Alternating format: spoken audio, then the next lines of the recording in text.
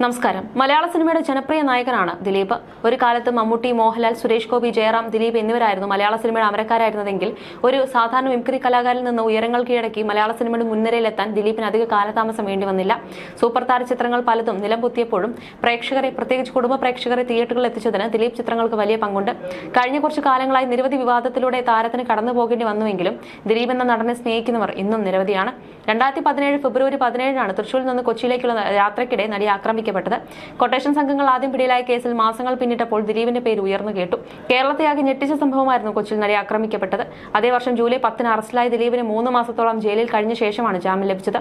വിചാരണ തുടങ്ങിയെങ്കിലും ഇടയ്ക്ക് പുതിയ വെളിപ്പെടുത്തലുണ്ടായതെല്ലാം വലിയ രീതിയിൽ ചർച്ചയായിരുന്നു. ഇപ്പോഴത്തെ കേസ് അന്തിമഘട്ടത്തിലേക്ക് നിൽക്കുന്ന വേളയിൽ ദിലീപിനെ കുറിച്ചും നടി ആക്രമിക്കപ്പെട്ട കേസിൽ ദിലീപിനെ പിന്തുണയ്ക്കാനുള്ള കാരണത്തെക്കുറിച്ചും എല്ലാം തുറന്ന് സംസാരിക്കുകയാണ് നടൻ മഹേഷ്. നടി ആക്രമിക്കപ്പെട്ട കേസിൽ ദിലീപിന് അനുകൂലമായി സംസാരിച്ചതിന്റെ പേരിൽ ഒട്ടനവധി വ്യക്തി അധിക്ഷേപങ്ങൾക്ക് ഇരയാകേണ്ടി വന്നിട്ടുണ്ടെന്ന് നടൻ പറയുന്നു. ഒരു യൂട്യൂബ് ചാനൽ നൽകിയ അഭിമുഖത്തിൽ സംസാരിക്കവെയാണ് അദ്ദേഹം ഇതേക്കുറിച്ചെല്ലാം തുറന്ന് സംസാരിക്കുന്നത്. കേസിന് തുടക്കം മുതൽ ചാനൽ ചർച്ചകളിൽ ദിലീപിന് വേണ്ടി നിരന്തരം വാദിക്കുന്നയാളാണ് മഹേഷ്. 1990കളിലെ ഒരു സംവിധായകനെതിരെ ഞാൻ കോടതിയിൽ കേസ് കൊടുത്തിട്ടുണ്ട്. വർഷങ്ങളായെങ്കിലും അതിൽ ഇതുവരെ ഒരു നടപടിയുമായിട്ടില്ല. ആ സമയത്ത് കേസുമായി ബന്ധപ്പെട്ട് ടിവിയിൽ ചർച്ചയ്ക്ക് വരുന്നവരെ ഒരു വാട്സ്ആപ്പ് ഗ്രൂപ്പ് ഉണ്ടായിരുന്നു. ചാനൽ ഹെഡുകൾ, ചർച്ച നടത്തുന്നവർ, പിന്നെ ചർച്ചയ്ക്ക് വരുന്നവർ തുടങ്ങിയവരായിരുന്നു അതിലുണ്ടായിരുന്നത്. ആ ഗ്രൂപ്പിലാണ് ഇദ്ദേഹം എനിക്കെതിരെ വളരെ മോശമായ പ്രസ്താവന നടത്തിയത്. നിന്റെ മക്കളെ കൊണ്ടുപോയി ദിലീപിന് കാഴ്ചവെക്കട എന്നതായിരുന്നു അദ്ദേഹത്തിന്റെ പരാമർശം. ആ സംവിധായകന്റെ സിനിമകളിൽ ഞാൻ അഭിനയിച്ചിട്ടൊക്കെയുണ്ട്. ചാനൽ ചർച്ചകളിൽ ഇരുന്നും ഇദ്ദേഹം അപമാനിക്കുന്ന രീതിയിൽ സംസാരിച്ചു. എന്നെ മാത്രമല്ല പലരോടും അയാൾ ആ രീതിയിൽ പരാമർശിച്ചിട്ടുണ്ട്. എനിക്ക് 2 പെൺമക്കളാണ്. എന്റെ ഭാര്യ, അമ്മ, സഹോദരന്മാർ. സ്ത്രീത്വത്തെ വളരെയധികം ബഹുമാനിക്കുന്ന വ്യക്തിയാണ്. എന്നെക്കുറിച്ചാണ് അദ്ദേഹം വളരെ നീചമായി സംസാരിച്ചത്.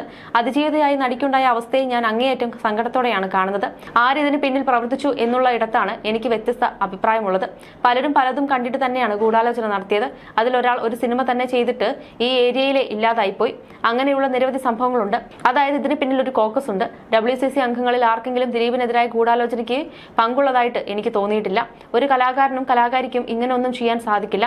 പക്ഷേ കലയുടെ പേര് പറഞ്ഞു വന്നവർ തന്നെയാണ് ഇങ്ങനെ ചെയ്തിരിക്കുന്നത്.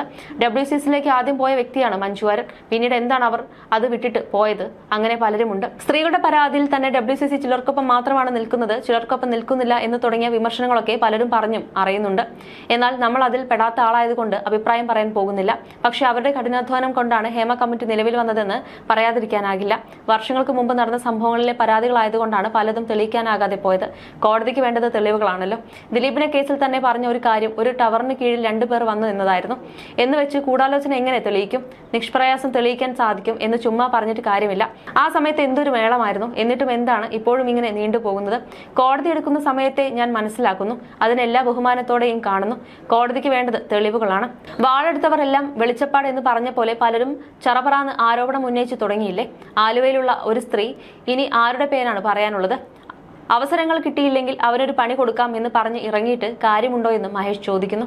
ദിലീപിനെ എനിക്ക് അധികം അറിയില്ല. ദിലീപിന്റെ സിനിമകളിൽ പോലും എന്നെ വിളിക്കാറില്ലല്ലോ. വേറൊന്നും കൊണ്ടല്ല, അദ്ദേഹത്തെ എനിക്ക് അത്രയേ പരിചയമുള്ളൂ. ചക്കരമുത്തിൽ ഞാനും അദ്ദേഹവും തമ്മിൽ കോമ്പിനേഷൻ ഒന്നുമില്ല. താൻ ഈ കേസിൽ ദിലീപിന് അനുകൂലമായി നിലപാടെടുക്കാൻ കാരണമുണ്ടെന്നും മഹേഷ് പറയുന്നുണ്ട്. ജനങ്ങൾക്ക് ഇഷ്ടമുള്ള നടൻ കുറ്റം ചെയ്തിട്ടുണ്ടെങ്കിൽ കുഴപ്പമില്ല. ഇല്ലെങ്കിൽ ആ മനുഷ്യൻ ജയിലിൽ കിടക്കേണ്ടത് 20 വർഷമാണ്. സ്വയം കരിയറിൽ കയറി വന്ന വ്യക്തിയാണ്. അങ്ങനെ ഒരാൾക്ക് ഇനി കാരാഗൃഹ ജീവിതമാണോ എന്ന് ആലോചിച്ചു. ഞാൻ നോക്കിയപ്പോൾ അദ്ദേഹം ബുദ്ധിയില്ലാത്ത മനുഷ്യനൊന്നുമല്ല. സിനിമ നിർമ്മിക്കാൻ സാമ്പത്തികമുള്ളവരുണ്ടായിട്ടും എന്തുകൊണ്ട് ദിലീപ് 2020 എടുത്തു? അവിടെ അവന്റെ ബിസിനസ് ബുദ്ധിയുണ്ട്. ദിലീപ് പല സിനിമകളും ത്യജിച്ചാണ് ആ സിനിമ ചെയ്തത്. പക്ഷേ അതിൽ പ്രധാന വേഷമുണ്ട്. ദിലീപ് തന്റെ സിനിമകളുടെ മാർക്കറ്റിംഗ് ബുദ്ധിപരമായി നടത്തി. അങ്ങനെയൊക്കെ ചെയ്യുന്ന ആൾ അത്ര വിഡ്ഢിയൊന്നുമല്ലല്ലോ. അദ്ദേഹത്തിന് അന്നത്തെ സാമ്പത്തികാവസ്ഥ വെച്ച് ഈ ഒരു ക്രൈം ചെയ്യണമെങ്കിൽ ഇവിടെ നിന്ന് ആരെയും വിളിക്കേണ്ട കാര്യമില്ല. എന്തിന് പൾസർ സുനി? അവൻ പ്രൊഡക്ഷൻ ഡ്രൈവറായി വണ്ടി ഓടിക്കുകയും അത്യാവശ്യം തരികിട പരിപാടികൾ കാണിക്കുകയും ചെയ്യുന്ന ആളാണ്. 2011-2012 കാലഘട്ടത്തിൽ ഇതേപോലൊരു നടിയെ ഇതുപോലെ കൊണ്ടുപോകാൻ ശ്രമിക്കുകയും ചെയ്ത ക്രൈം റെക്കോർഡുള്ള ആളാണ്. അങ്ങനെ ഒരാളെ വീണ്ടും അതേ ക്രൈം ചെയ്യാൻ പ്രേരിപ്പിക്കാൻ മാത്രം വിഡ്ഢിയല്ല ദിലീപ്. കാരണം പോലീസ് എങ്ങനെയാണ് ക്രൈം കണ്ടുപിടിക്കുന്നത്? ഹിസ്റ്ററി നോക്കിയാണ്. ഇതേപോലൊരു ക്രൈം മുമ്പ് ആര് ചെയ്തെന്ന് നോക്കും. അത് വെച്ചാണ് അവർ പെട്ടെന്ന് പ്രതിയിലേക്ക് എത്തുന്നത്. അങ്ങനെയുള്ള പൾസർ സുനിയെ ദിലീപ് ഈ കുറ്റകൃത്യം ചെയ്യാൻ ഏൽപ്പിക്കില്ലെന്നും മഹേഷ് വാദിക്കുന്നു. പൾസർ സുനി നേരിട്ട് കണ്ടാൽ ബോധം കെട്ട് വീഴുന്ന 2 കോടി രൂപയാണ് വാഗ്ദാനം ചെയ്തതെന്ന് പറയുന്നു. പൾസർ സുനി 20 രൂപയ്ക്ക് ചെയ്തേക്കാം. കാരണം സുനിയുടെ സാമ്പത്തിക സ്ഥിതി അതാണ്. പൾസർ സുനിയെ റിമാൻഡ് ചെയ്ത് 2-3 ആഴ്ചകൾക്ക് ശേഷമാണ് പെട്ടെന്ന് ദിലീപിന്റെ പേര് പറയാൻ ഓർമ്മ വരുന്നത്. ഒരു പോലീസുകാരൻ തന്നെ ഫോൺ കൊടുക്കുന്നു. ആ ഫോണിൽ നാദൃശ്യെ വിളിക്കുന്നു. ദിലീപിന്റെ പേര് പറയുമെന്ന് ഭീഷണിപ്പെടുത്തുന്നു. ഇതിന് പിന്നിലെല്ലാം കോക്കസ് ഉണ്ടെന്നും മഹേഷ് പറയുന്നുണ്ട്. നേരത്തെ ദിലീപ് കുറ്റക്കാരനാണെന്ന് വ്യക്തമാക്കുന്ന തെളിവുകളൊന്നും ഇതുവരെ പോലീസിന് കണ്ടെത്താനായിട്ടില്ലെന്ന് മഹേഷ് പറഞ്ഞിരുന്നു. കേസിന്റെ തുടക്കം മുതലുള്ള പല കാര്യങ്ങളിലും അന്വേഷണം വേണമെന്നും അന്ന് പലരെയും ചോദ്യം ചെയ്യാതെ വിട്ടത് തെറ്റായിപ്പോയെന്നും നടൻ പറയുന്നു. ആക്രമിക്കപ്പെട്ട നടി അന്നത്തെ ദിവസം തൃശൂരിൽ നിന്ന് എറണാകുളത്തേക്ക് വരുന്നുണ്ടെന്ന് പൾസർ സുനി എങ്ങനെ അറിഞ്ഞു എന്നതൊരു ചോദ്യമാണ്. ആരുടെ വർക്കിന് വേണ്ടി വന്നു എന്നുള്ളതൊരു ചോദ്യം. അവരെ ചോദ്യം ചെയ്യേണ്ട എന്നുള്ളതൊരു ചോദ്യം.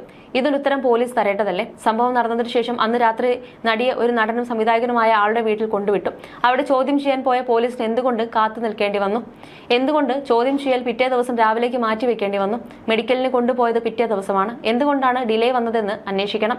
തനിക്ക് കാര്യങ്ങൾ തുറന്നു പറയുന്നതിന് പരിമിതിയുണ്ട്. താൻ നടിക്കെതിരെ ആണെന്ന് എല്ലാവരും പറയുന്നു. താൻ ഇതുവരെ നടിക്കെതിരെ ഒന്നും പറഞ്ഞിട്ടില്ല. ദിലീപ് തെറ്റ് ചെയ്തില്ല എന്ന് പറയുന്നത് കൊണ്ട് ഞാൻ എങ്ങനെയാണ് നടിക്കെതിരെ പാവുന്നത്?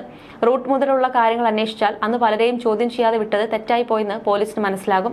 ദിലീപിനെ കുടുക്കാൻ വേണ്ടി പോലീസ് ശ്രമിക്കുകയാണ്. ഇത് പോലീസിന്റെ അഭിമാന പ്രശ്നമായി മാറിയിരിക്കുകയാണ്. കോടതിയെയും സമ്മർദ്ദത്തിലാക്കുകയാണ്. കേസിൽ കുറ്റപത്രം കോടതിയിൽ സമർപ്പിക്കുന്നതിന് മുൻപ് തന്നെ അത് മാധ്യമങ്ങളിൽ വന്നു. അതിലാരാണ് തെറ്റുകാരൻ? സാമ്പത്തികമായി മൂക്കുകുത്തിയ ഒരു പ്രധാനപ്പെട്ട ചാനൽ വഴിയാണ് കഴിഞ്ഞ 5-6 മാസമായി തുടർച്ചയായി ചർച്ച ചെയ്തുകൊണ്ടിരിക്കുന്നത്. ആ ചാനലിൽ എങ്ങനെയാണ് ഓരോരോ കാര്യങ്ങൾ ലഭിക്കുന്നത്? നാഥനില്ലാ കളരി പോലെ കുറച്ച് പേരുടെ താല്പര്യങ്ങൾക്ക് വേണ്ടി അവർ കളിക്കുന്ന കളിയാണിത്. ഈ സർക്കാരിന്റെ ഭാഗമായിട്ടിരുന്നപ്പോഴാണ് ദിലീപ് നിരപരാധിയാണ് എന്ന് സെൻകുമാർ പറയുന്നത്. ബൈജു പൗലോസ് കൊടുത്തതല്ലാതെ എന്താണ് അധികമായി ADGPക്ക് കോടതിയിൽ കൊടുക്കാൻ സാധിച്ചിട്ടുള്ളത്? ഒന്നുമില്ല. ഇത്രയും നാളെടുത്തിട്ടും എന്തുകൊണ്ടാണ് കേസ് തെളിയിക്കാൻ പറ്റാത്തത്? ഇതിനൊരു പരിധിയില്ലേ? കുറ്റം തെളിഞ്ഞാൽ ശിക്ഷിക്കപ്പെടുക തന്നെ വേണം. എന്നാൽ ഇതുവരെ കിട്ടിയ തെളിവുകളൊന്നും ദിലീപോ ഒപ്പമുള്ളവരോ കുറ്റക്കാരാണെന്ന് പറയാവുന്നതല്ലെന്നും മഹേഷ് പറഞ്ഞിരുന്നു.